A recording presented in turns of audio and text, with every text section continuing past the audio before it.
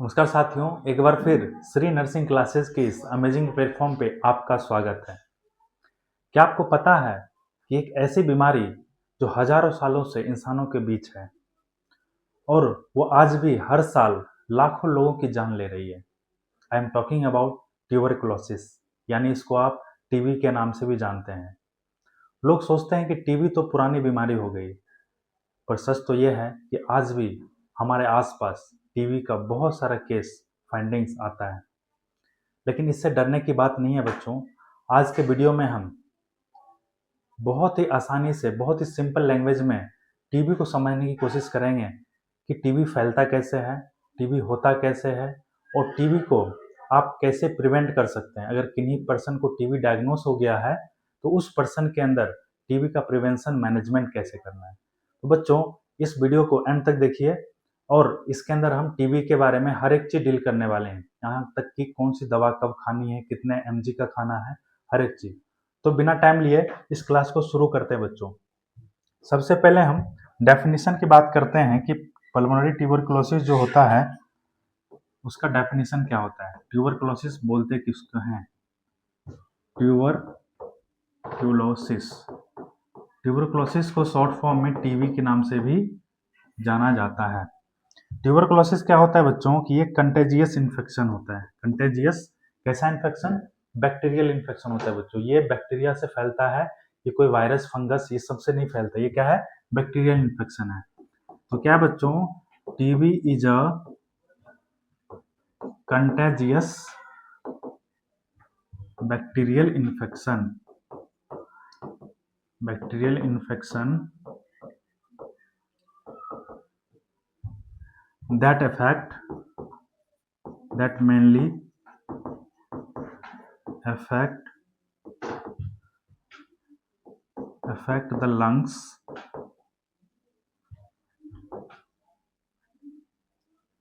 but may spread into other organs, यानी कि other organs में भी ये स्प्रेड हो सकता है। डेफिनेशन से ही बच्चों साफ क्लियर हो रहा है ये क्या है? कंटेजियस बैक्टीरियल इन्फेक्शन है। अब आपके मन में डाउट आ रहा होगा ये कंटेजियस शब्द का मतलब क्या होता है।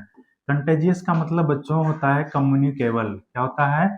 कम्युनिकेबल। कम्युनिकेबल का मतलब कि वैसा डिजीज जो एक पर्सन से दूसरे पर्सन में बड़े ही आसानी से फैल जाता है, तो वैसे डिजीज को आप कम्युनिकेबल डिजीज बोलते हैं। तो कम्युनिकेबल डिजीज है ट्यूबरकुलोसिस। क्या है बच्चों? कम्युनिकेबल डिजीज है और ये बैक्टीरियल इन्फेक्शन है, यानी कि बैक्टीरिया के द्वारा फैलता है। और उस बैक्टीरिया का क्या नाम होता है बच्चों? तो माइकोबैक्टीरियम ट्यूबरकुलोसिस या फिर माइकोबैक्टीरियम ट्यूबरकुलाई, या फिर इसको शॉर्ट फॉर्म में एम ट्यूबरकुलाई के नाम से भी जाना जाता है। ये बच्चों किसको अफेक्ट करता है? तो लंग्स को अफेक्ट करता है। लंग्स यानी कि आपके फेफड़े को अफेक्ट करता है और उसके साथ साथ अदर ऑर्गन्स में भी स्प्रेड होता है। अदर ऑर्गन्स कहने का मतलब कि आपके लंग्स के साथ साथ आपके लिवर के अंदर जा सकता है, बोन्स के अंदर हो सकता है, आपके ब्रेन के अंदर, एब्डोमेन के अंदर, और देखा गया है कि स्किन के ऊपर भी मोस्ट कॉमनली आपका ट्यूबरकुलोसिस देखने को मिलता है। तो ये किसके द्वारा होता है? कॉज्ड बाय माइकोबैक्टीरियम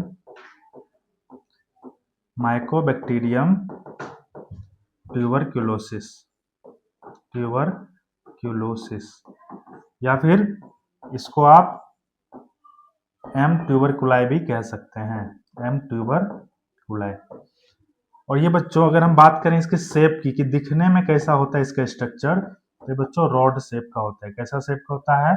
ये रॉड शेप का, देखने में ये ऐसा इस टाइप से रॉड शेप का होता है।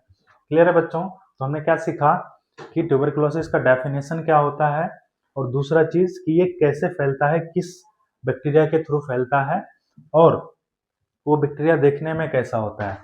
अगर बात की जाए बच्चों, एक शब्द पल्मोनरी कहीं पे आपको लिखा हुआ दिखे, पल्मोनरी टीबी, तो पल्मोनरी शब्द का मतलब होता है बच्चों लंग्स यानी कि फेफड़ा।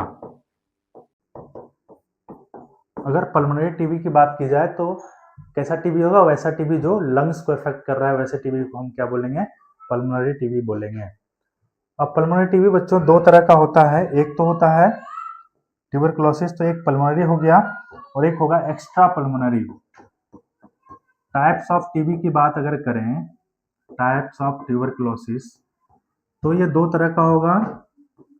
एक तो होगा बच्चों पल्मोनरी ट्यूबरकुलोसिस, पल्मोनरी ट्यूबरकुलोसिस, और दूसरा होगा बच्चों एक्स्ट्रा पल्मोनरी ट्यूबरकुलोसिस। क्या होगा? Extra pulmonary tuberculosis. Pulmonary tuberculosis कहने का मतलब क्या है बच्चों, कि वैसा टीबी जो किसको इफेक्ट करता है, वो लंग्स को इफेक्ट करता है। वैसा टीबी जो लंग्स को इफेक्ट कर रहा है, तो वैसे टीबी को क्या बोलेंगे? पल्मोनरी टीबी बोलेंगे। नेक्स्ट क्या बच्चों? Extra pulmonary TB. Extra pulmonary TB कहने का मतलब ये है कि अगर लंग्स के अलावा बॉडी के किसी भी ऑर्गन में अगर टीबी हो जाता है तो उसको हम एक्स्ट्रा पल्मोनरी टीबी बोलते हैं। जैसे कि अगर स्किन के अंदर ट्यूबरकुलोसिस हो रहा है, अगर आपका ब्रेन के अंदर ट्यूबरकुलोसिस हो रहा है, या फिर बोन्स के अंदर हो रहा है बच्चों, या फिर आपका एब्डोमेन के अंदर हो रहा है, या फिर बॉडी के अदर पार्ट में हो रहा है, तो वैसे टीबी को हम एक्स्ट्रा पल्मोनरी टीबी बोलेंगे। क्लियर है बच्चों? अब देखते हैं कि जो ये एम ट्यूबरकुलाई है, यानी कि माइकोबैक्टीरियम ट्यूबरकुलोसिस बैक्टीरिया है बच्चों, वो हमारे लंग्स के अंदर जाके क्या ऐसा चीज कर देता है जिससे कि हम बीमार पड़ने लग जाते हैं, जिससे हम सिक होने लग जाते हैं। आइए बच्चों हम एक नीट एंड क्लीन डायग्राम बना के समझने की कोशिश करते हैं कि हमारे बॉडी के अंदर वो बैक्टीरिया कैसे इफेक्ट करता है। जैसे मान के चलिए आपका ट्रेकिया है, ये ट्रेकिया दो पार्ट में डिवाइड होगा और इसी के अंदर दो लोब्स होते हैं, इस टाइप से दो लोब्स होते हैं बच्चों, और यही ट्रेकिया आगे जाके फर्दर डिवाइड होते जाता है इस टाइप से, और यही इसी में बच्चों एल्वोलाई आता है। इसको क्या बोलते हैं? एल्वोलाई। टर्मिनल ब्रोंक्यूल्स के बाद एल्वोलाई रहता है। अगर मान के चलिए कि आपका माइकोबैक्टीरियम ट्यूबरकुलोसिस आपके बॉडी के अंदर आ गया, मान के चलिए ये क्या है? बैक्टीरिया है, ये आपके बॉडी के अंदर आ गया और आपके लंग्स के अंदर आ गया, और लंग्स के अंदर आने के बाद ये कहाँ होता है? ये एल्वोलाई के अंदर आ जाता है और एल्वोलाई में ट्रैप हो जाता है, ट्रैप इन एल्वोलाई, यानी कि आपके एल्वोलाई के अंदर वो फंस जाता है। और जैसे ही फंसेगा तो दो कंडीशन बनेगा। जैसे ही वो आके फंसेगा, यहाँ पे वो अपना काम स्टार्ट कर देगा बच्चों, दो कंडीशन होगा। पहला जो कंडीशन होगा बच्चों, वो ग्रेनुलोमा का फॉर्मेशन स्टार्ट कर देगा, यानी कि फॉर्मेशन ऑफ ग्रेन्युलोमा। क्लियर है बच्चों? और दूसरा क्या कंडीशन कॉज करेगा? वो हाइपर सेंसिटिविटी रिएक्शन करा देगा। क्या होगा? हाइपर सेंसिटिविटी रिएक्शन देखने को मिलेगा। उसके वजह से क्या देखने को मिलेगा बच्चों? इन्फ्लामेशन। क्या देखने को मिलेगा? इन्फ्लामेशन। क्लियर है बच्चों? अब देखते हैं कि ग्रेनुलोमा का फॉर्मेशन किस तरह से होगा हमारे लंग्स के अंदर। मान के चलिए कि इसी डायग्राम को हम इधर बना रहे हैं, यहाँ बना रहे हैं बच्चों। मान के चलिए कि जैसे ही ये क्या है? ये माइकोबैक्टीरियम ट्यूबरकुलोसिस का पार्टिकल है। ये क्या है बच्चों? माइकोबैक्टीरियम ट्यूबरकुलोसिस का पार्टिकल है। जैसे ये क्या है? बॉडी के लिए, हमारे बॉडी के लिए फॉरेन पार्टिकल है। कैसा पार्टिकल है? फॉरेन पार्टिकल है। तो ये जैसे ही फॉरेन पार्टिकल हमारे बॉडी के अंदर आया, तो फॉरेन पार्टिकल हमारे बॉडी के अंदर आएगा तो वो क्या होता है बच्चों? एंटीजन होता है। क्या होता है? एंटीजन होता है। और हमारा बॉडी जो उस एंटीजन के खिलाफ जो रिस्पॉन्स करता है बच्चों, वो हमारा एंटीबॉडी होता है। इस शब्द को रट लीजिए बच्चों, समझ लीजिए, माइंड में बिठा लीजिए, आप एकदम बहुत आगे तक चले जाइएगा। फिर से मैं दोहरा दे रहा हूँ, कोई भी बाहर से फॉरेन पार्टिकल हमारे बॉडी के अंदर एंटर करता है तो वो क्या होता है? एंटीजन होता है।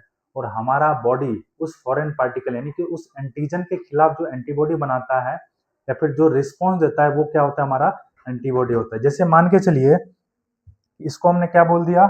इसको हमने बोल दिया कि ये क्या है? हमारा माइकोबैक्टीरियम ट्यूबरकुलाई है। क्या है बच्चों? माइकोबैक्टीरियम ट्यूबरकुलाई है। और इसी के अंदर क्या बन जाएगा? तुरंत से हमारा बॉडी इसको फॉरेन पार्टिकल समझ के क्या करेगा? यहाँ पे मैक्रोफेजेस करेगा। मैक्रोफेजेस यानी इन द सेंस बच्चों की व्हाइट ब्लड सेल को भेजेगा क्या करने के लिए? फाइट करने के लिए। क्या करने के लिए बच्चों? फाइट करने के लिए। अब यहाँ पे क्या होगा कि कुछ जो बैक्टीरिया है उसको आपका माइक्रोफेजेज यानी कि जो आपका इम्यूनिटी है उसको इनगल्फ कर लेगा। इनगल्फ कर लेगा, क्या कर लेगा बच्चों? एनगल्फ कर लेगा। एनगल्फ मतलब निगल लेगा। क्या बच्चों? निगल लेगा। और यहाँ पे क्या करेगा? कुछ बैक्टीरिया, क्योंकि यहाँ क्या हो रही है, फाइट शुरू हो चुकी है। फाइट शुरू किसके किसके बीच? एंटीजन और एंटीबॉडी के बीच फाइट शुरू हो चुकी है बच्चों। आपका जो इम्यून सिस्टम है वो भी मैक्रोफेजेस का काम करना स्टार्ट कर चुका है, और आपका आरबीसी क्या कर रहा है? उस फॉरेन पार्टिकल से लड़ रहा है। क्या कर रहा है? लड़ रहा है। तो यहाँ पे क्या होगा कि लड़ने के क्रम में क्या होगा? इन्फ्लामेशन भी हो जाएगा। क्या होगा बच्चों? सूजन आना स्टार्ट हो जाएगा। कहाँ? आपके जो एल्वोलाई के अंदर। ये सारा प्रोसेस कहाँ हो रहा है बच्चों? इस एल्वोलाई के अंदर हो रहा है। उसको हम बस बड़ा इमेज में समझने की कोशिश कर रहे हैं। और कुछ बैक्टीरिया को क्या किया? आपका मैक्रोफेजेस क्या किया? आपके मैक्रोफेजेस क्या किया बच्चों? मैक्रोफेजेस के माध्यम से क्या हुआ? इनगल्फ कर लिया गया, मतलब अपने अंदर वो निगल लिया और कुछ बैक्टीरिया को वो मार दिया। क्या कर दिया बच्चों? मार दिया। इस तरफ से एक संरचना का निर्माण हो जाएगा बच्चों। इस तरह से यहाँ पे एक संरचना का निर्माण हो जाएगा, जिसको क्या बोला जाएगा? ग्रेन्युलोमा। जिसको क्या बोला जाएगा? ग्रेन्युलोमा। क्लियर है बच्चों? और इन्फ्लेमेशन क्यों हो रहा है बच्चों? आपको अच्छे से समझ आएगा कि आपका इम्यून सेल्स भी वहां पे इकट्ठा होने लगेगा, और जहां पे इम्यून सेल्स इकट्ठा होगा बच्चों, वहां पे क्या होगा? हाइपर सेंसिटिविटी रिएक्शन हो जाएगा। एंटीजन एंटीबॉडी का रिएक्शन होगा, उसके वजह से वहां पे क्या आ जाएगा? सूजन आ जाएगा। क्या आ जाएगा बच्चों? इन्फ्लेमेशन आ जाएगा। चलिए आगे हम बात करते हैं बच्चों स्टेजेस के बारे में। स्टेजेस का मतलब कि कितने स्टेज का टीबी होता है। Stages of tuberculosis. क्या होता है बच्चों? Stages of tuberculosis. ट्यूबरकुलोसिस के अंदर बच्चों टोटल 3 स्टेज होता है। क्या होता है बच्चों? टोटल 3 स्टेज होता है। पहला जो स्टेज होता है बच्चों उसको बोलते हैं प्राइमरी स्टेज। क्या बोलते हैं बच्चों? Primary stage. क्या बोलते हैं? Primary stage. जो दूसरा स्टेज होता है बच्चों उसको बोलते हैं लेटेंट स्टेज। क्या बोलते हैं? Latent stage. क्लियर है? और तीसरा जो होता है बच्चों उसको एक्टिव स्टेज बोला जाता है। क्या बोला जाता है? Active stage.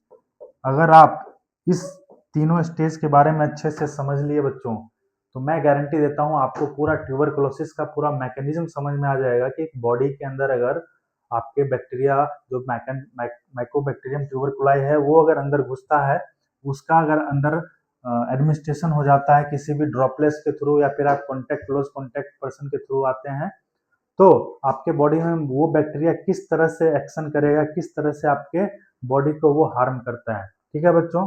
तो प्राइमरी स्टेज में क्या होगा कि इसमें क्या होगा बच्चों कि इसमें तो आपका बॉडी क्या करेगा कि जैसे ही बैक्टीरिया के कांटेक्ट में आया, जैसे ही आपका बॉडी बैक्टीरिया के कांटेक्ट में आया, 1 से 2 सप्ताह या फिर 1 से 2 दिन के अंदर भी क्या हो सकता है? सिम्टम्स हो सकता है। आपका बॉडी क्या करेगा? सिम्टम्स शो करना स्टार्ट कर देगा। आगे नेक्स्ट स्लाइड में हम ट्यूबरकुलोसिस के सिम्टम्स के बारे में भी जानने वाले हैं। तो सिम्टम का मतलब क्या होगा बच्चों? लक्षण। आपके बॉडी के अंदर लक्षण दिखना स्टार्ट हो जाएगा। किसका? ट्यूबरकुलोसिस का। तो वो फेज प्राइमरी स्टेज के अंदर आएगा, यानी कि जैसे ही आप टीबी के कांटेक्ट में आए, यानी कि उस बैक्टीरिया के कांटेक्ट में आए बच्चों, तो आपका बॉडी क्या कर दिया? लक्षण शो कर दिया। क्या कर दिया बच्चों? लक्षण शो कर दिया, तो वो प्राइमरी स्टेज में आएगा। इसको यानी कि क्या लिख सकते हैं? Exhibit symptoms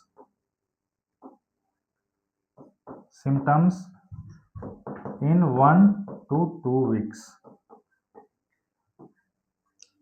after entry of microorganism। Clear है बच्चों? नेक्स्ट हम लेटेंट स्टेज का भी लिख लेते हैं। लेटेंट स्टेज में क्या होगा? बैक्टीरिया engulf microorganism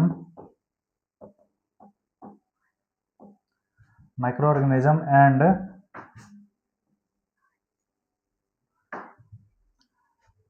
माइक्रोऑर्गेनिज्म को क्या करेगा? इनगल्फ कर लेगा और लिव्स इन डोरमेंट फेज में रहना स्टार्ट कर देगा। Dormant phase. क्लियर है बच्चों? और कोई भी सिम्टम शो नहीं करेगा, and not show any symptoms. Clear है बच्चों? इसको हम अच्छे से समझेंगे। नेक्स्ट जो फेज होता है वो होता है एक्टिव फेज। एक्टिव फेज में क्या हो गया कि आपका इम्यून सिस्टम जैसे ही कम होगा वैसे ही ये बैक्टीरिया दोबारा आपके ऊपर अटैक कर देगा। Whenever your immunity system weekend, bacteria will multiply यानी कि बैक्टीरिया मल्टीप्लाई होना स्टार्ट कर देगा, multiply and make you sick, यानी कि आपको बीमार कर देगा। क्लियर है बच्चों? हम दोबारा से समझते हैं। प्राइमरी स्टेज, टोटल ट्यूबरकुलोसिस के 3 स्टेज होते हैं, प्राइमरी स्टेज, लेटेंट स्टेज और एक्टिव स्टेज। प्राइमरी स्टेज क्या होता है, इसमें आपका बॉडी, जैसे आपके बॉडी के अंदर जो माइक्रो ऑर्गेनिज्म है वो एंटर करेंगे, 1 से 2 सप्ताह के अंदर आपका बॉडी सिम्टम शो करना स्टार्ट कर देगा। तो वैसे फेज को क्या बोलते हैं बच्चों? Primary stage. वैसे फेज को क्या बोलेंगे? प्राइमरी स्टेज बोलेंगे। नेक्स्ट है बच्चों लेटेंट स्टेज।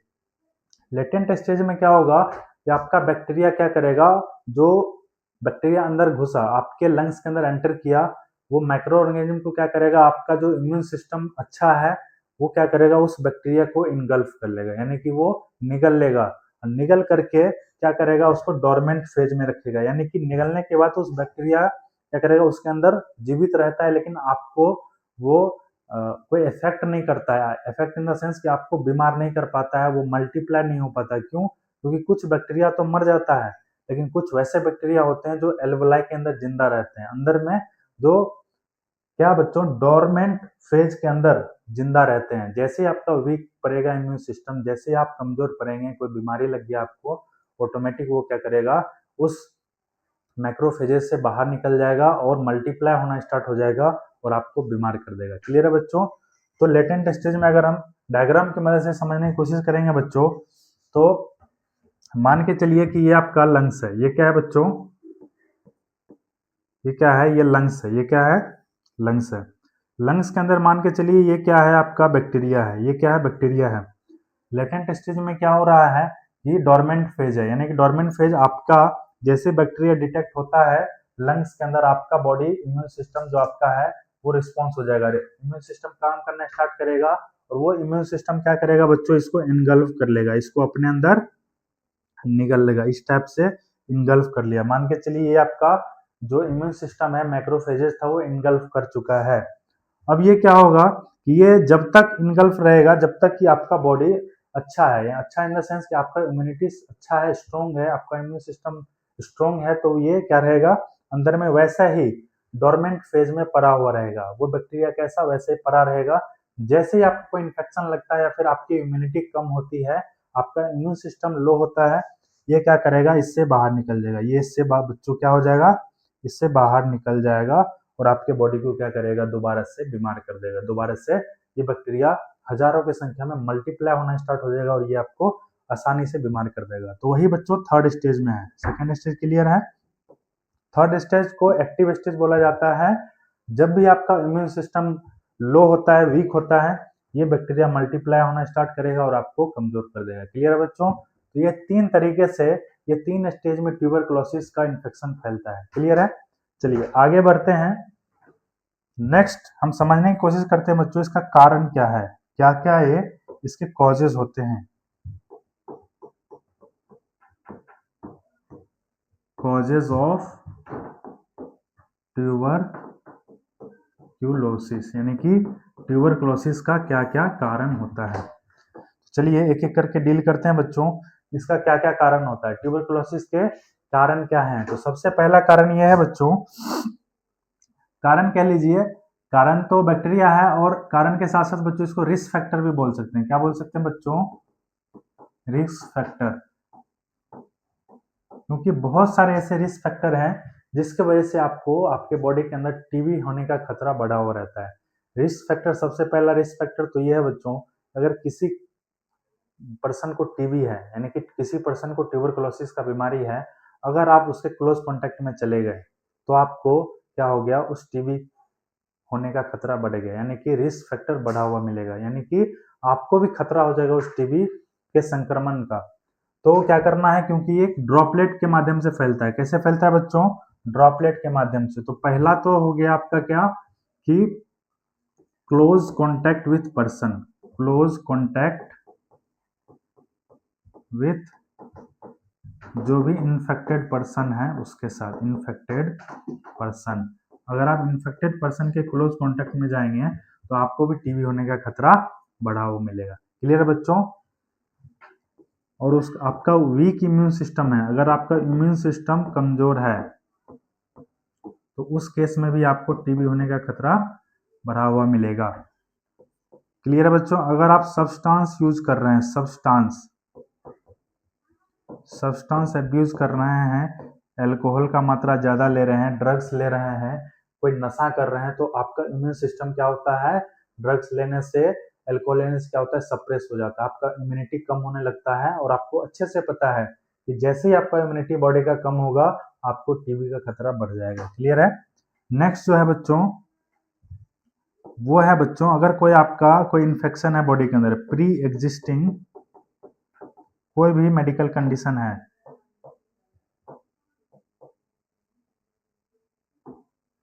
जैसे कि आपको ब्लड शुगर है, आपको जो है हेपेटाइटिस है, जैसे कि आपको क्या है, HIV है बच्चों, आपको हेपेटाइटिस का बीमारी है। क्लियर है? तो इस केस में क्या होगा कि ऑलरेडी आपका इम्यून सिस्टम सप्रेस्ड रहता है। इस केस में क्या रहता है बच्चों, आपका शरीर ऑलरेडी पहले से ही कुछ मेडिकल कंडीशन के वजह से आपका इम्यूनिटी कम है। तो इस केस में भी क्या होगा कि आपको देखने को मिलेगा कि ऐसे पर्सन को टीबी का खतरा बढ़ा हुआ रहता है।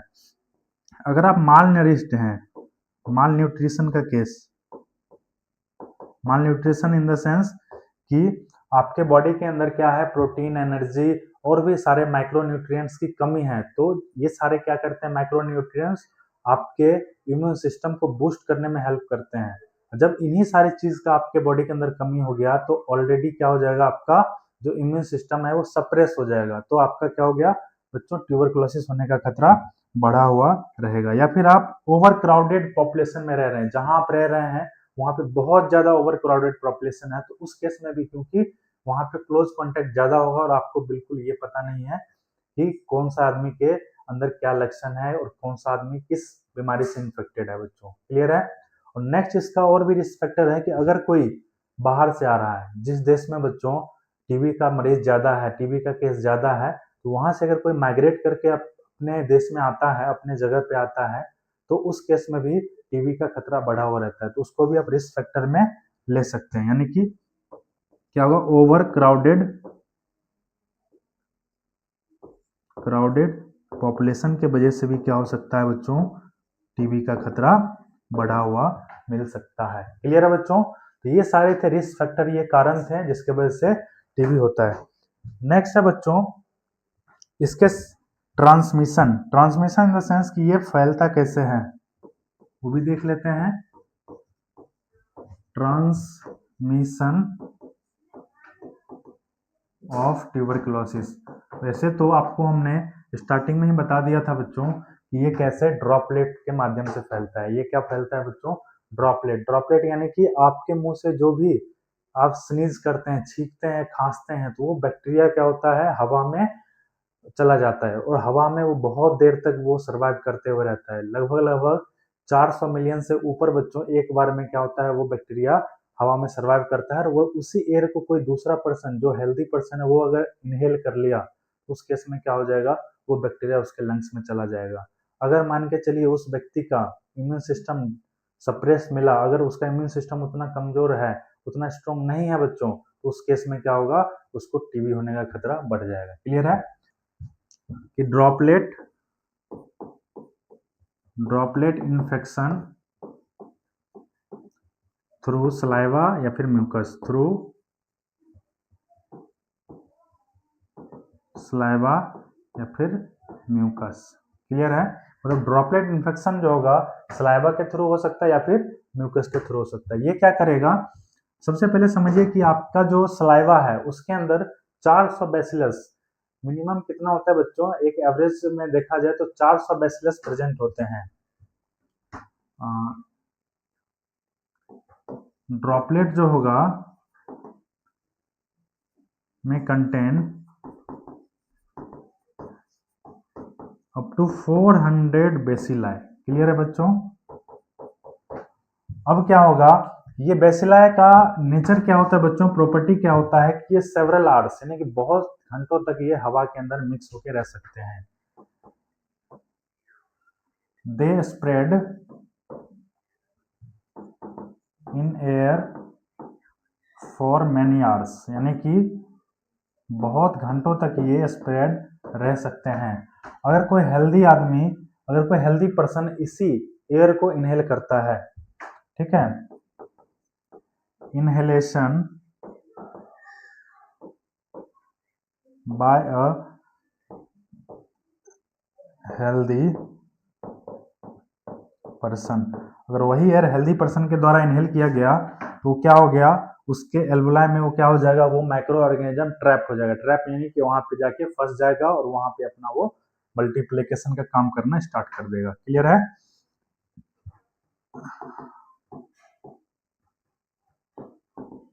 Inhalation and trapping in distal airway. Clear है बच्चों? Distal airway. क्लियर है? और वो जो इन्फेक्शन है बच्चों, वो लंग्स के दूसरे ऑर्गन में भी वो फैल सकता है। इन्फेक्शन में स्प्रेड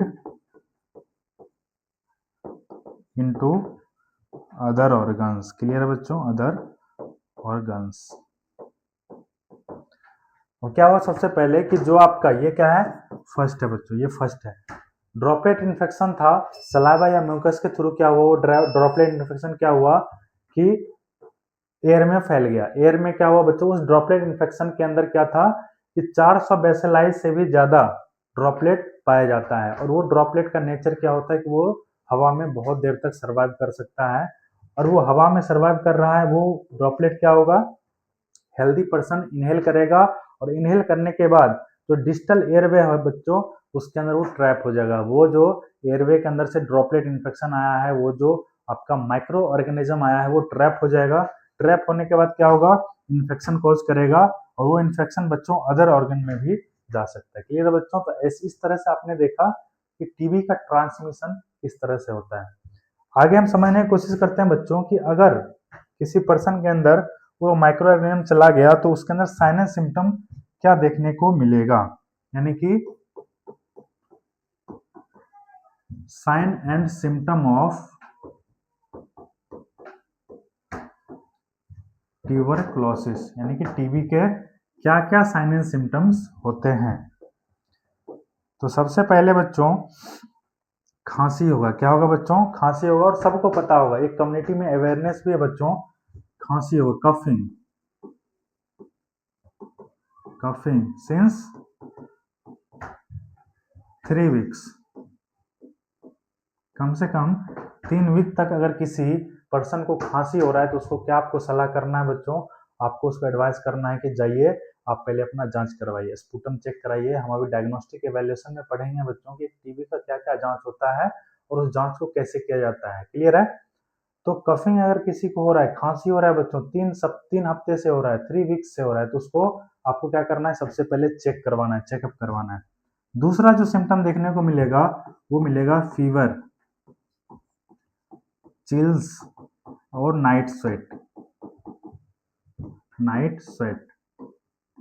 यानी कि आपके बॉडी के अंदर फीवर देखने को मिलेगा। पर्सन के अंदर फीवर आएगा, फीवर के साथ साथ चिल्स रहेगा। चिल्स मतलब कपकपी, यानी कि उसको कपकपाएगा, ठंडा भी लगेगा। और नाइट स्वेट, रात में उसे पसीना भी आएगा। क्या आएगा बच्चों? रात में पसीना भी आएगा। नेक्स्ट है बच्चों, उसका वेट लॉस होगा। क्या होगा बच्चों? अनएक्सप्लेन्ड वेट लॉस होगा, यानी कि बहुत तेजी से वेट लॉस होना स्टार्ट हो जाएगा। उसके बाद बच्चों उसको भूख भी नहीं लगेगा, यानी कि लॉस ऑफ एपेटाइट, उसको भूख भी नहीं लगेगा। वो फटीग फील करेगा। फटीग मतलब बच्चों थका थका फील करेगा। उसको सांस लेने में भी परेशानी हो, यानी कि ब्रीदिंग डिफिकल्टी। और ब्रीदिंग डिफिकल्टी होगा बच्चों, उससे उसके चेस्ट में भी पेन होगा। क्या होगा बच्चों? चेस्ट में भी पेन होगा। और क्या होगा बच्चों? चेस्ट में पेन होगा। चेस्ट में पेन होने के बाद और क्या हो सकता है? फ्लूइड भरना स्टार्ट हो जाएगा। फ्लूइड कलेक्शन अराउंड लंग्स, यानी कि जो लंग्स है उसके आसपास फ्लूइड भरना स्टार्ट हो जाएगा। Fluid collection around lungs. और उसका जो लिम्फ नोड है बच्चों, लिम्फ नोड आपने देखा होगा, लिम्फ नोड का जो साइज है वो इंक्रीज होना स्टार्ट हो जाएगा। जब भी बॉडी के अंदर कोई इन्फेक्शन लगता है बच्चों, तो लिम्फ नोड इनलार्जमेंट होने स्टार्ट हो जाता है। इनलार्ज होगा यानी कि वो साइज में बड़ा हो जाएगा। और दूसरा चीज बच्चों, टेंडरनेस हो जाएगा, यानी कि वो वहां पे हार्ड फील होगा। Lymph node enlargement and tenderness, यानी कि टेंडरनेस और लिम्फ नोड इनलार्जमेंट देखने को आपको मिलेगा। क्लियर है? तो साइन एंड सिम्टम्स की बात की जाए, इसी को बच्चों क्लिनिकल मैनिफेस्टेशन भी बोला जाता है। इसी को क्या बोलते हैं? इसको क्या बोलते हैं बच्चों? Clinical manifestation. तो क्लिनिकल मैनिफेस्टेशन कह लीजिए या फिर साइन एंड सिम्टम्स कह लीजिए बच्चों, ये क्या क्या होगा?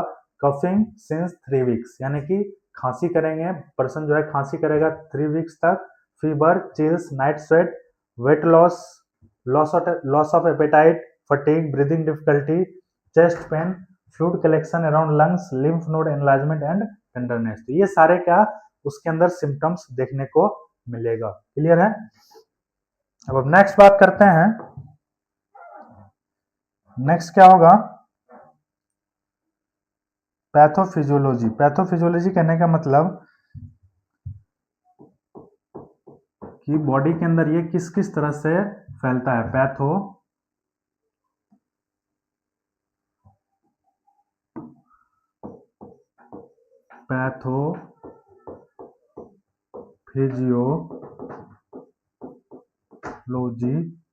ऑफ ट्यूबरक्लोसिस, यानी कि टीबी का पैथोफिजियोलॉजी क्या होता है। क्लियर है? पैथोफिजियोलॉजी समझने से पहले सबसे पहले क्या होगा कि ये कारण, यानी कि ड्यू टू कोई भी कारण होगा। Aetiological factor,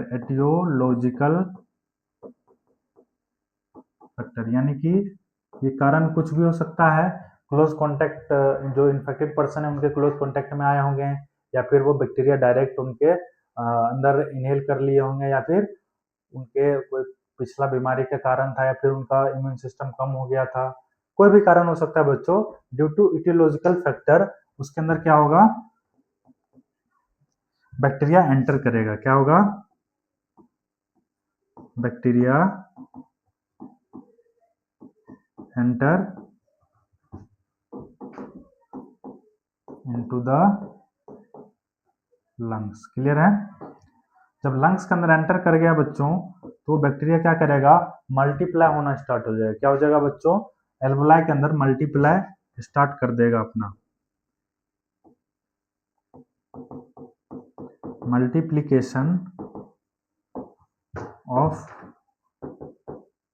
micro organisms into lungs कीजिए या फिर एल्वोलाई को कीजिए। अब जैसे ही मल्टीप्लिकेशन करेगा बच्चों, अपना संख्या को बढ़ाएगा, तो आपका इम्यून सिस्टम क्या होगा? स्टिमुलेट हो जाएगा। क्या हो जाएगा बच्चों? आपका इम्यून सिस्टम स्टिमुलेट हो जाएगा। और जब आपका immune system stimulate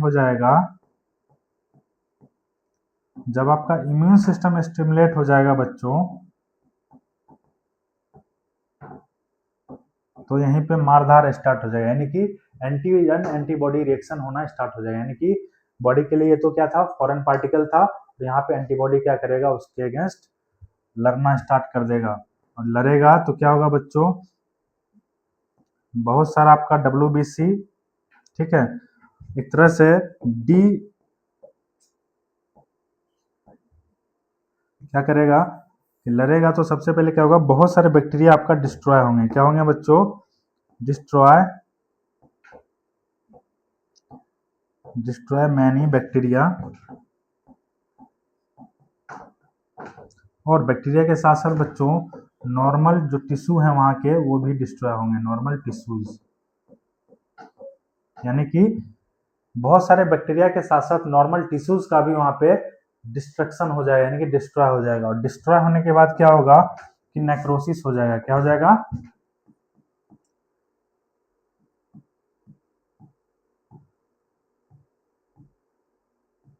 degeneration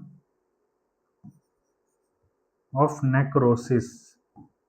degeneration of necrosis में क्या होगा कि एक तरह से समझिए कि कैविटी का फॉर्मेशन होना स्टार्ट हो जाएगा। कैविटी इन द सेंस कि उस लंग्स के अंदर आपको होल जैसा फॉर्मेशन होना स्टार्ट हो जाएगा, मतलब कि फॉर्मेशन ऑफ कैविटी होना स्टार्ट हो जाएगा, formation of cavity.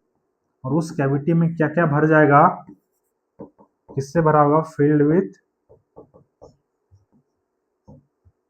चीजी like mass and dead WBC and dead WBC। क्या हो जाएगा बच्चों, उसमें डेड WBC भी आपको देखने को मिलेगा, एंड डेड WBC। और जो भी टिश्यूज वहां पे मरा था, डेड टिश्यूज, वो वहां पे देखने को मिलेगा। और एक तरह से मान के चलिए ये पूरा एक संरचना बना देगा, उभार सा बना देगा बच्चों, ठीक है, जिसको क्या बोलेंगे, जिसको बोला है गोहन्स ट्यूबरकल, जिसको हम गोहन्स ट्यूबरकल बोलेंगे। क्लियर है। और जब एक्सरे किया जाएगा बच्चों तो आपके लंग्स के अंदर यही गोहन्स ट्यूबरकल दिखेगा, यानी कि एक्सरे के अंदर दिखेगा कि बहुत सारा मास इकट्ठा है, बहुत सारा क्या है, जो डेड टिश्यूज थे बच्चों, जो डेड सेल थे, जो बैक्टीरिया जो डेड हुई है, WBC जो डेड हुआ है बच्चों, वो सारा एक जगह पे लंग्स के अंदर इकट्ठा मिलेगा। तो हम क्या समझ जाएंगे, ये क्या है बच्चों, टीबी का सस्पेक्टेड पेशेंट है और इसको टीबी का खतरा है। हम तुरंत इसको क्या करेंगे, दोबारा दूसरा टेस्ट जो भी स्पुटम टेस्ट है या फिर सीबीनेट करवाएंगे, मोन्टेक्स टेस्ट कराएंगे, वो सारा टेस्ट हम जो भी टेस्ट होता है इसके अंदर वो सारा करवाएंगे। क्लियर है। तो एक्सरे के अंदर ये चीज देखने को मिलेगा। क्या देखने को मिलेगा, ये एक्सरे के अंदर ये चीज देखने को मिलेगा। एक बार समझ लीजिए कि जो भी इटियोलॉजिकल फैक्टर है वो क्या करेगा, उसके वजह से बैक्टीरिया हमारे लंग्स के अंदर आएगा। हमारे लंग्स के आने के बाद वो बैक्टीरिया मल्टीप्लाई करना स्टार्ट करेगा।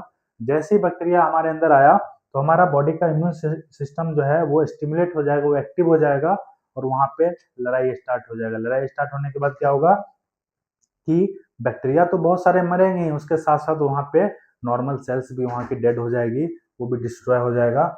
और डिस्ट्रॉय होने के बाद क्या होगा कि एक कैविटी का फॉर्मेशन होगा। उस कैविटी में क्या क्या रहेगा, आपका डेड मास रहेगा, WBC डेड किया हुआ रहेगा और डेड टिश्यूज वहां पे रहेंगे, जिसको गोन्स ट्यूबरकल आप नाम देते हैं। क्लियर है बच्चों।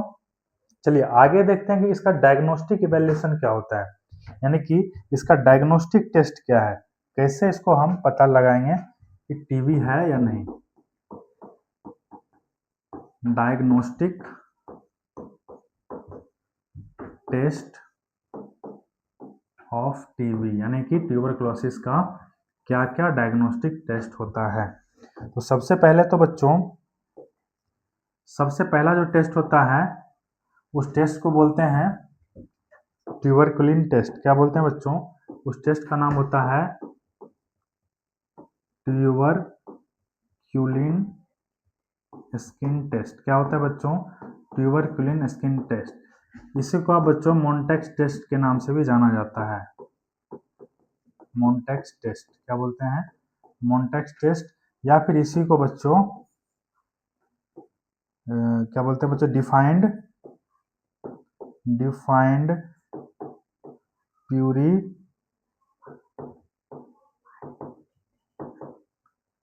Purified protein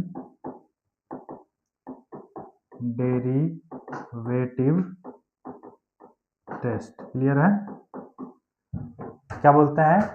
defined purified protein derivative test. क्या बोलते हैं? पीपीडी। क्या बोलते हैं बच्चों? इसको आप पीपीडी के भी नाम से जान सकते हैं। अब इस टेस्ट के अंदर होता क्या है वो देखते हैं बच्चों। इसमें क्या होता है कि जो आपका प्यूरिफाइड प्रोटीन डेरिवेटिव है इसको इंजेक्ट किया जाता है। इसको क्या किया जाता है बच्चों? इंजेक्ट किया जाता है। कितना? तो 0.05 ml। कैसे इंजेक्ट किया जाता है? तो इंट्राडर्मली। कैसे किया जाता है? इंट्राडर्मली। कहाँ पे इंजेक्ट करेंगे? जो आपका ये जो सामने वाला हिस्सा है हाथ का, ये जो फॉरवर्ड वाला हिस्सा है बच्चों, यहाँ पे हम क्या करेंगे? इंजेक्ट करेंगे। कहाँ? इंट्राडर्मली। क्या इंजेक्ट करना है? प्यूरिफाइड प्रोटीन डेरिवेटिव्स को इंजेक्ट करेंगे 0.5 ml। और उसके बाद क्या करना है? जहां पे इंजेक्ट किए वहां पे मार्किंग कर देना है। क्या कर देना है बच्चों? मार्किंग कर देना है। मान के चलिए कि यहाँ पे अगर हमने इंजेक्ट किया तो यहाँ पे मार्किंग कर दिए, और मार्किंग करने के 48 से 72 घंटा यानी कि 48 to 72 आवर्स के बाद हम वहां पे चेक करेंगे कि रिएक्शन तो नहीं हुआ है। यहाँ पे क्या बन जाता है बच्चों? एक उभार जैसा बन जाएगा। क्या बन जाएगा? उभार, जिसको इंग्लिश में हम्प बोलते हैं। क्या बोलते हैं? एक हम्प जैसा, उभार जैसा बन जाएगा। और वो उभार से ही पता चलेगा बच्चों कि आपके अंदर क्या है, टीबी का बैक्टीरिया का केस है कि नहीं, टीबी का केस पॉजिटिव है निगेटिव है। अगर वो उभार बच्चों लेस देन 5 सेंटीमीटर होता है तो कोई दिक्कत नहीं है, आप एकदम खुशखबरी शेयर कर सकते हैं। लेकिन अगर वही 5 से 6 सेंटीमीटर के बीच में, या फिर आप कह सकते हैं कि 6 से 9 सेंटीमीटर के बीच में अगर आया तो आपको क्या, कैसा केस है? सस्पेक्टेड केस है। 6 to 9 सेंटीमीटर अगर आ गया बच्चों, वो केस सस्पेक्टेड केस माना जाएगा। अगर मान के चलिए कि मोर देन या इक्वल टू 10 सेंटीमीटर हो गया तो उसका मतलब है कंफर्म वो टीबी का पॉजिटिव केस है। क्लियर है बच्चों? इसमें हम क्या देखते हैं ट्यूबरकुलिन टेस्ट में? सबसे पहले हम प्रोटीन डेरिवेटिव जो हैं उनको 0.05 ml इंट्राडर्मली हम इंजेक्ट करते हैं। इंजेक्ट करने के बाद उसको मार्किंग कर देते हैं राउंड। उस मार्किंग करने के बाद क्या करते हैं? 48 से 72 घंटे के बाद हम दोबारा चेक करते हैं। अगर वहां पे जो हम्प बना है, जो उभार जैसा आया है निशान बच्चों, उसका हम मेजरमेंट लेते हैं स्केल से। अगर वो मेजरमेंट 5 सेंटीमीटर से कम का आ रहा है, इसका मतलब क्या है कि उसको टीबी का केस नहीं है, वो निगेटिव केस है। क्लियर है? अगर 6 से 9 सेंटीमीटर के बीच में आ रहा है तो उस केस को हम क्या बोलते हैं? सस्पेक्टेड केस बोल सकते हैं। उसको हम फर्दर जो एक्सरे वगैरह होता है वो करवाने के लिए बोल सकते हैं। नेक्स्ट, अगर 10 सेंटीमीटर या फिर उससे भी ज्यादा आता है, उस केस में हम क्या बोलेंगे? उसको टीबी पॉजिटिव आ गया है। क्लियर है? इसका हम एक डायग्राम भी है बच्चों, वो मैं दिखा दे रहा हूँ आपको। ये डायग्राम इस तरह से देखने को मिलेगा आपको। ये क्या है? ये क्या है बच्चों? ये ट्यूबरकुलिन टेस्ट हो रहा है। ये क्या हो रहा है? Tuberculin test. और यहाँ पे आपका प्यूरिफाइड प्रोटीन डेरिवेटिव को इंजेक्ट किया जा रहा है। कितना? 0.05 ml। 0.05 ml को इंजेक्ट किया जा रहा है। इंजेक्ट करने के बाद देख पा रहे होंगे बच्चों, यहाँ पे एक सर्किल बना दिया है। क्या बना दिया है? एक सर्किल, यानी कि जिसको मार्किंग बोले थे, एक मार्किंग कर दिया गया है। और ये मार्किंग करने के बाद जो है 48 आवर्स से लेकर 72 आवर्स के बीच में इसको क्या करना है? चेक करना है। किस चीज से? ये जो है स्केल से चेक हो रहा है। स्केल से चेक हो रहा है बच्चों, देख पा रहे हैं नंबरिंग है ये सारा। और ये जो हम्प बना हुआ है इसी को चेक हो रहा है बच्चों। और यही चीज अगर लेस देन 5 सेंटीमीटर आएगा कोई दिक्कत नहीं है। अगर 6 to 9 सेंटीमीटर के बीच में आ गया उसको फिर क्या है? उसको सस्पेक्टेड केस मानेंगे। और अगर मोर देन 10 या फिर 10 सेंटीमीटर आ गया तो वो क्या हो गया बच्चों? वो टीबी पॉजिटिव का केस माना जाएगा। क्लियर है? तो ये इमेज है जो ट्यूबरकुलिन टेस्ट को दर्शाता है। नेक्स्ट एक और टेस्ट है बच्चों जिसका नाम है सीबी-नेट। क्या नाम है बच्चों? जिसका नाम है सीबी-नेट। दूसरा जो टेस्ट है, इसका जो फुल फॉर्म होता है बच्चों,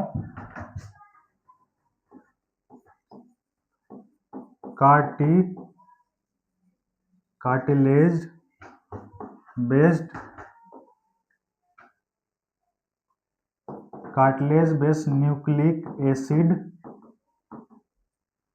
एम्प्लीफिकेशन टेस्ट। Amplification test. क्या होता है बच्चों? Cartilage based nucleic acid amplification test. Clear है? एक और तीसरा टेस्ट होता है बच्चों, वो होता है चेस्ट एक्सरे। क्या होता है बच्चों? Chest X ray. क्या होता है? Chest x ray. नेक्स्ट जो है एक और होता है टेस्ट बच्चों, उस टेस्ट का नाम होता है स्पुटम टेस्टिंग। क्या होता है बच्चों? Sputum testing. क्या होता है बच्चों? Sputum testing. स्पुटम टेस्टिंग में भी बच्चों एएफबी स्मीयर होता है, मतलब एसिड फेस्ट बेसिलस स्मीयर होता है, और एक होता है serum, acid fest bacilli serum. इसको हम नेक्स्ट स्लाइड में देखते हैं। जो आपका स्पुटम टेस्ट है, यह दो तरीके का टेस्ट होता है बच्चों। एक होता है AFB। क्लियर है? मतलब acid fast bacilli smear. Clear है? और दूसरा होता है बच्चों AFB स्मीयर के नाम से इसको जानते हैं। यह होता है बच्चों AFB कल्चर। क्या होता है? कल्चर, यानी कि acid fast bacilli culture. Clear है? दोनों को जल्दी से समझ लेते हैं कि दोनों के अंदर होता क्या है। जो ये एसिड फास्ट बेसिला है बच्चों, इसके अंदर क्या किया जाता है, सैंपल लिया जाता है स्पुटम को, और उस स्पुटम को क्या करते हैं, एक स्लाइड पे लेते हैं। एक क्या लेते हैं, एक स्लाइड पे रखा जाता है इस स्पुटम को, और माइक्रोस्कोप से देखा जाता है। माइक्रोस्कोप से देखा जाता है कि उसके अंदर बैक्टीरिया का ग्रोथ कैसा है, और कौन सा बैक्टीरिया है, किस नेचर का, किस प्रॉपर्टी का बैक्टीरिया है। इसका रिपोर्ट बच्चों, इसका रिपोर्ट बहुत जल्दी आ जाता है, 1 से 2 दिन में इसका रिपोर्ट आ जाता है। क्लियर है? और यही मैक्सिमम यूज होता है। नेक्स्ट है बच्चों AFB कल्चर। AFB कल्चर में क्या होगा कि इसमें कल्चर यानी कि ब्लड सैंपल लेंगे, और ब्लड सैंपल, ब्लड के द्वारा, ब्लड के अंदर जो भी माइक्रोब्स हैं, फिर ऊपर से माइक्रो ऑर्गेनिज्म को उसमें इंट्रोड्यूस करवा के हम उसका रिएक्शन करवाएंगे, और रिएक्शन करा के देखेंगे कि बैक्टीरिया ग्रोथ कैसा है, उसको ग्रोथ करवाएंगे, वैसा मीडियम प्रदान किया जाता है बच्चों। लेकिन ये पूरा प्रोसेस बहुत ही ज्यादा लेंदी होता है, इसलिए इसका रिजल्ट बच्चों, इसका रिजल्ट जो है बहुत दिन बाद आता है, यानी कि 6 to 8 वीक्स तक का समय लग जाता है। क्लियर है? इसका रिजल्ट जो है थोड़ा लंबे समय के बाद आता है, 6 to 8 वीक लगता है। क्लियर है? तो ये था हमारा डायग्नोस्टिक टेस्ट, जिसके वजह से हम क्या करते हैं, टीबी को पता लगाते हैं। नेक्स्ट है बच्चों इसका ट्रीटमेंट। क्या बच्चों, इसको मैनेज कैसे करेंगे, इसका ट्रीटमेंट क्या है?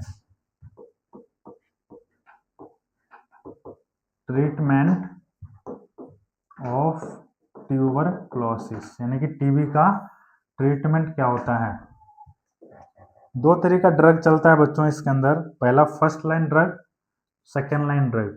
पहला क्या चलता है, first line drugs.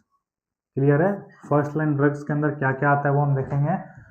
Treatment of TB, TB के ट्रीटमेंट को आप एटीटी के नाम से भी जान सकते हैं, यानी कि एंटी ट्यूबरकुलर ट्रीटमेंट। इसको क्या बोलते हैं बच्चों, इसको आप एटीटी के नाम से भी जान सकते हैं, यानी कि एंटी ट्यूबरकुलर ट्रीटमेंट। क्लियर है? और ये ट्रीटमेंट बच्चों कैसे चलता है, डॉट्स से चलता है। गवर्नमेंट ऑफ इंडिया के द्वारा dots in direct observation treatment short course होता है बच्चों। ये दवाई आपको ऑब्जर्वेशन में खाना होता है, खिलाना होता है पेशेंट को, और इसके लिए प्रोत्साहन राशि भी दिया जाता है। क्लियर है? यानी कि ये डॉट्स थेरेपी के अंदर इसका ट्रीटमेंट होता है। तो क्या क्या होता है फर्स्ट लाइन ड्रग्स के अंदर, वो देखते हैं। पहला जो है बच्चों, उस दवाई का नाम है आइसोनियाजाइड। पहला क्या होता है, आइसोनियाजाइड। और आइसोनियाजाइड कितना mg का होता है, तो बच्चों 5 mg प्रति केजी, यानी कि 5 mg प्रति केजी बॉडी वेट के अनुसार इसके डोज को हम क्या करेंगे, आइडेंटिफाई करेंगे, इसके डोज को कैलकुलेट करेंगे। इसके कुछ साइड इफेक्ट भी होते हैं बच्चों। साइड इफेक्ट क्या क्या होते हैं? सबसे पहले तो हेपेटाइटिस हो जाएगा, हेपेटाइटिस क्या हो जाएगा? हेपेटाइटिस। हेपेटाइटिस के साथ साथ एक और इसका बहुत ही ज़्यादा साइड इफेक्ट है, क्योंकि इस दवाई को लेने से साइड इफेक्ट ज़्यादा होता है। तो दूसरा साइड इफेक्ट है बच्चों impaired neuropathy. Impaired neuropathy, clear है? तो दूसरा दवाई है बच्चों, उसका नाम है रिफाम्पिसिन। रिफाम्पिसिन। ये जो रिफाम्पिसिन होता है, इसको होता है बच्चों, ये कितना डोज होता है इसका? 10 mg पर केजी। और एक चीज बच्चों आइसोनियाजाइड का बताना भूल गए, ये मैक्सिमम डोज इसका कितना ले सकते हैं? इसका मात्र 300 mg ले सकते हैं मैक्सिमम डोज इसका। और अगर हम रिफाम्पिसिन के डोज की बात करें तो इसके अंदर 600 mg आप मैक्सिमम डोज ले सकते हैं। और रिफाम्पिसिन के भी कुछ साइड इफेक्ट होते हैं। क्या होता है रिफाम्पिसिन के भी कुछ साइड इफेक्ट? जैसे कि आपका ऑरेंज कलर का यूरिन देखने को मिलेगा। ऑरेंज कलर यूरिन या फिर जो भी है स्वेट यानी कि जो भी पसीना वगैरह आ रहा है वो आपको ऑरेंज कलर का देखने को मिल सकता है। किस कलर का बच्चों? ऑरेंज कलर का।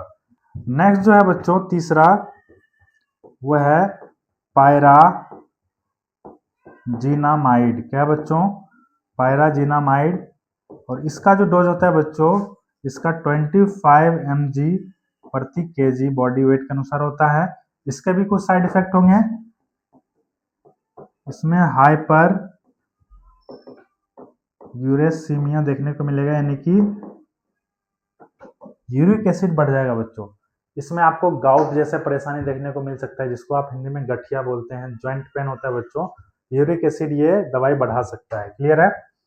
नेक्स्ट जो है बच्चों इथाम्ब्यूटल। क्या है बच्चों? इथाम्ब्यूटल का जो डोज होता है बच्चों, वो होता है 15 mg प्रति केजी। क्या होता है? 15 mg प्रति केजी।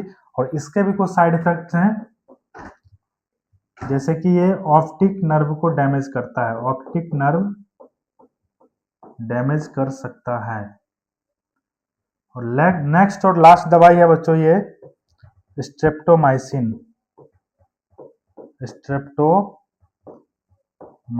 क्लियर है? और स्ट्रेप्टोमाइसिन का डोज क्या होगा? तो 15 से 20 mg प्रति केजी बॉडी वेट के अनुसार देंगे। और इसके भी बच्चों कुछ साइड इफेक्ट हैं।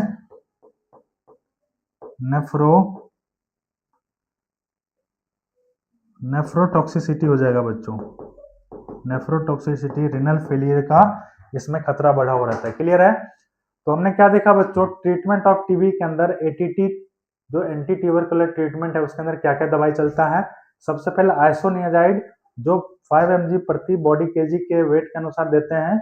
इसके कुछ साइड इफेक्ट है। जो भी दवाई बच्चों टीबी के अंदर चलता है उसका साइड इफेक्ट होता है, तो इसलिए बच्चों हम सभी दवाई के आगे साइड इफेक्ट की भी चर्चा किए हैं। नेक्स्ट इसका साइड इफेक्ट क्या हुआ? हेपेटाइटिस होने का खतरा बढ़ जाएगा। और इम्पेयर्ड न्यूरोपैथी, आपके नर्व्स भी अच्छे से काम करना बंद कर देंगे, अच्छे से वर्क नहीं करेंगे, क्लियर है? रिफाम्पिसिन 10 mg प्रति केजी बॉडी वेट के अनुसार देते हैं बच्चों। इसमें क्या होगा इसका साइड इफेक्ट? तो ऑरेंज कलर का यूरिन आ सकता है, आपका स्वेटिंग आ सकता है। नेक्स्ट पायराजिनामाइड है। पायराजिनामाइड 25 mg प्रति केजी के अनुसार ले सकते हैं। और इसका साइड इफेक्ट क्या होगा बच्चों? यूरिक एसिड बढ़ने लगेगा, हाइपर यूरिसेमिया होने का खतरा बढ़ा हुआ रहेगा। नेक्स्ट जो दवाई है वो है इथाम्ब्यूटोल। 15 mg प्रति केजी के हिसाब से लेते हैं। इसमें ऑप्टिक नर्व डैमेज का खतरा बढ़ा हुआ रहता है, इसका साइड इफेक्ट है। नेक्स्ट है स्ट्रेप्टोमाइसिन। स्ट्रेप्टोमाइसिन क्या है? एंटीबायोटिक्स होता है। 15 से 20 mg प्रति केजी बॉडी वेट के अनुसार लेते हैं। इसमें नेफ्रोटॉक्सिसिटी यानी कि रिनल फेलियर या फिर किडनी प्रॉब्लम होने का खतरा बढ़ा हुआ होता है। ये सारे क्या थे बच्चों? टीबी के ट्रीटमेंट हैं। आपको क्या करना है? डॉट्स थेरेपी इसलिए लागू किया जाता है क्योंकि इसमें क्या होता है बच्चों कि ऑब्जर्वेशन में दवाई खिलाना पड़ता है, एक भी डोज को मिस नहीं करना होता है, क्योंकि ये जो बैक्टीरिया है बच्चों ये डोरमेंट फेज में बैठे हुए रहते हैं। अगर मान के चलिए कि आपका लेटेंट फेज में क्या हमने देखा था कि ये डोरमेंट फेज में ही बैक्टीरिया जाके वैसे ही बैठा हुआ रहता है।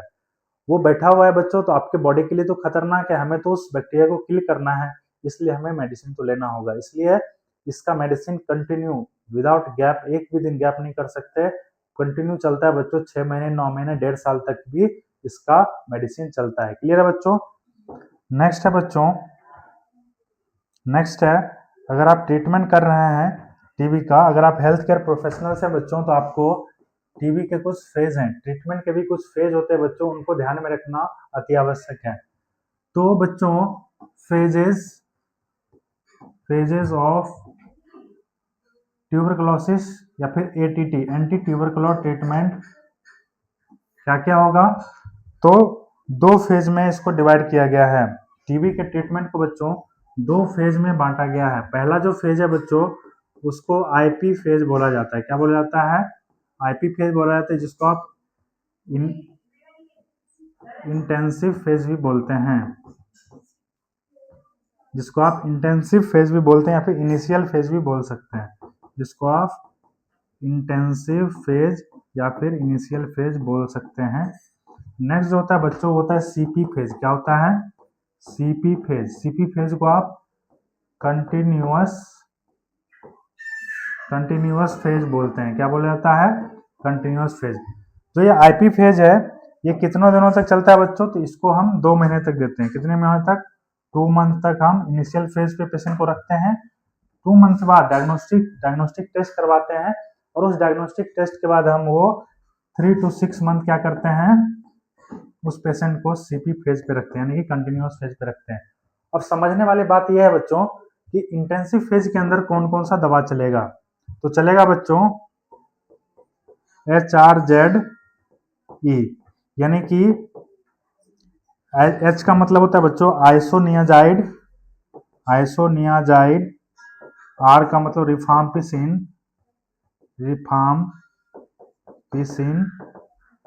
क्लियर है, और पायराजिनामाइड और इथाम्ब्यूटोल। क्या चलेगा बच्चों? इथाम्ब्यूटोल।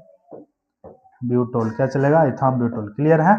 नेक्स्ट जो है बच्चों सीपी फेज। सीपी फेज जो 2 महीने के बाद वाली फेज है, 3 से 6 महीने तक चलता है। इस फेज में आपको कौन कौन सा दवाई देना है? तो HRE, क्या देना है बच्चों? ये 3 दवा चलेगी। HRE, H का मतलब आपको पता है बच्चों आइसोनियाजाइड, R फॉर रिफाम्पिसिन, और E मतलब इथाम्ब्यूटोल। क्या चलेगा बच्चों? इथाम्ब्यूटोल चलेगा। यानी कि इसके अंदर 3 मेडिसिन आपको पर डे लेना है। 3 तरह का मेडिसिन है, इसके अंदर बच्चों 4 तरह का मेडिसिन आपको लेना है। ये चीज आपको ध्यान में रखना है। आज की क्लास में बच्चों हमने टीबी के जो पॉजिटिव फैक्टर क्या थे, कौन किस ऑर्गेनिज्म से होता है बच्चों, इसके साइन एंड सिम्टम क्या थे, रिस्क फैक्टर क्या हो सकते हैं, इसके डायग्नोसिस कैसे करना है, उसका ट्रीटमेंट कैसे करना है, बिल्कुल सिंपल भाषा में समझने की कोशिश किया बच्चों। आज की क्लास में इतना ही। जैसे कि आप लोग देख पा रहे होंगे बच्चों, ये हमारा मिशन 50 सीरीज का ही क्या था, 15वां टॉपिक था। क्या था बच्चों? ये देख पा रहे हैं बच्चों, ये 15वां टॉपिक था।